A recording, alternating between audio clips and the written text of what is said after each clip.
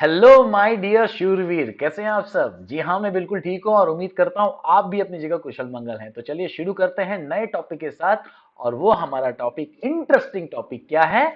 Legal terminology and maxims. जी हाँ, मैं रिपीट करता हूँ, लीगल टर्मिनोलॉजी एंड मैक्सिम, जिसे हम शॉर्ट में LTM भी कह सकते हैं। ये बहुत इंपॉर्टेंट कंसेप्ट है लीगल रीजनिंग में। रीजनिंग आपको पता ही है, सोच समझकर लिया जाने वाला डिसीजन, और लीगल आपको पता ही है, लीगल थिंग्स। तो लीगल से रिलेटेड सोच समझकर लिया जाने वाला decision is called normally legal reasoning. And in that we must understand the logic behind the legal terminology and maxim, that why we are learning। जैसा मैंने हमेशा कहा है कि लर्निंग ऑब्जेक्टिव हमेशा कभी भी कोई चीज सीखने से पहले समझनी बहुत जरूरी है, क्योंकि हम फाउंडेशन को मजबूत कर रहे हैं, तो बिल्डिंग अपने आप ही बन चलेगी। ठीक है, तो समय न बर्बाद करते हुए कहां चलेंगे? Learning objective. तो देखिए, learning objective related to LTM। अब मैं LTM कहूंगा तो परेशान नहीं होना है। चलो, तीन शब्दों से बना है LTM। Legal, which is connected with law. Anything which is connected with law is called legal. ठीक है। Terminology, special language. Terminology, special language, it is nothing but a terms. ठीक है। जैसे हिंदी में, इंग्लिश में कई सारे वैल्यूएबल टर्म्स होते हैं और उसकी अपनी मीनिंग होती है, डिटेलिंग होती है, तो वैसे ही ये है स्पेशल लैंग्वेज। नॉर्मली मैं आपको बता दूं, यहां पर जो भी हम लीगल टर्म्स या मैक्सिम्स देखने वाले हैं वो मोस्ट ऑफ लैटिन वर्ड्स में है। ठीक है, और उसे हम इंग्लिश में सिंपल भाषा में समझेंगे with interesting examples. Maxim's, rule कहिए, प्रिंसिपल कहिए या फ्रेज कहिए। जैसे हिंदी में अगर मैं कहूं, भैंस के आगे बिन बजाना रिलेट मत करो इसको। जैसे एक फ्रेज की बात कर रहा हूं, कहावत कह रहा हूं, भैंस के आगे बिन बजाना। इसका मतलब समझता है आपको कि भैया बेकार जगह पर कुछ भी करने से कुछ होने वाला नहीं है। काला अक्षर भैंस बराबर। समझ में आ रहा कि नहीं आ रहा है? तो ऐसी बहुत सारी चीजें हैं जिसे हम सिंपल भाषा में समझते हैं, तब जाके समझ में आता है अच्छा इसका मतलब ये है करके। तो ठीक वैसे ही लीगल में, है ना, जब हम लीगल की पढ़ाई करते हैं या लीगल की बातें सुनते हैं, समझते हैं, तो वहां पर जो है ये सारे लीगल टर्म्स, मैक्सिम्स, LTM बहुत काम आते हैं। और ये सारी चीजें जो हैं लैटिन से डिराइव हुई हैं। चलिए आगे बढ़ते हैं। LTM are mostly Latin words, जैसा मैंने आपको कहा है, और लैटिन वर्ड्स होने की वजह से इसके जो प्रोनाउंसिएशन है वो थोड़े अलग होते हैं, जो हम कॉमनली यूज नहीं करते हैं, और उससे हम इंग्लिश में समझने की कोशिश करते हैं। LTMs are universally admitted, yes. क्योंकि लीगल टर्म्स में जब हम लीगल की कुछ चीजें पढ़ते हैं तो वहां पर ये हैवी हैवी वर्ड्स बड़े यूज किए जाते हैं, क्योंकि इसके अंदर की गहराई बहुत तगड़ी है। तो इसीलिए उतनी सारी डिटेलिंग ना बोलते हुए एक कॉमन वर्ड या फ्रेज यूज किया जाता है। ठीक है, आगे पढ़ेंगे।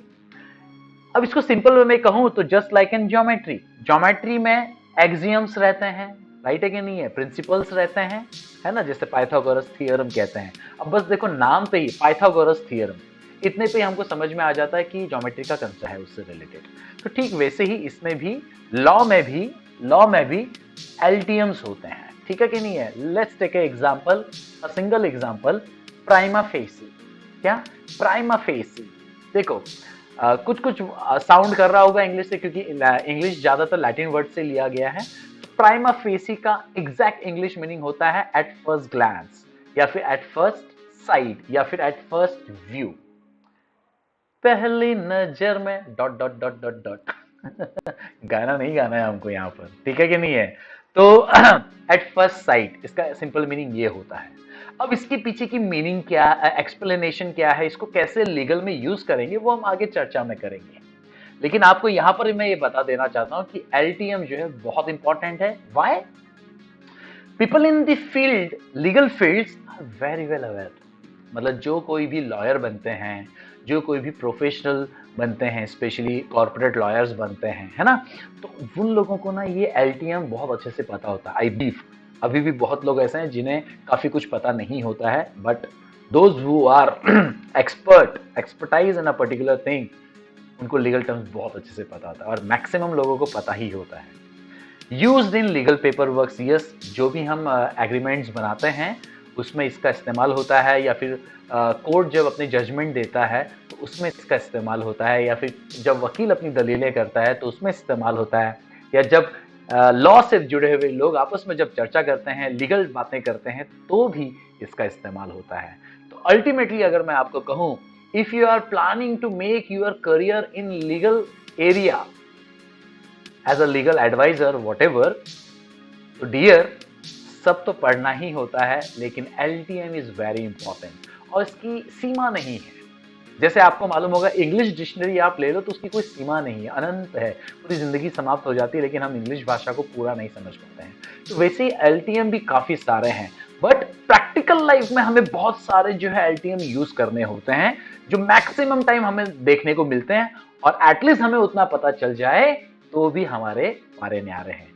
So please, point to be noted, LTM is very, very important to deal with your client, to make a legal paperwork strong. Is that clear? या फिर कोई भी जजमेंट को अच्छे से पढ़ने के लिए और उसको इंटरप्रेट करने के लिए, तो कभी भी याद रखना, LTM कभी नहीं छोड़ना है, उसे कर लेना है। So hence, we should understand, we must understand legal terminology and maxims. So I believe आपको ये बात समझ में आ गया होगा कि LTM को पढ़ने के पीछे का मकसद क्या है। सारांश में आपको समझ गया है कि ये लैटिन भाषा से निकला हुआ है और लीगल पेपर वर्क्स में इसका बहुत इस्तेमाल है और करियर ओरिएंटेड है, तो हमें LTM को बारीकी से सीखना है। ठीक है, तो चलिए मिलते हैं अगले वीडियो में, और अगले वीडियो की भरमार होगी और इंटरेस्टिंग तरीके के साथ होगी। तब तक के लिए हौसले बुलंद, कामयाबी तुरंत, because attitude matters but positive. Thank you.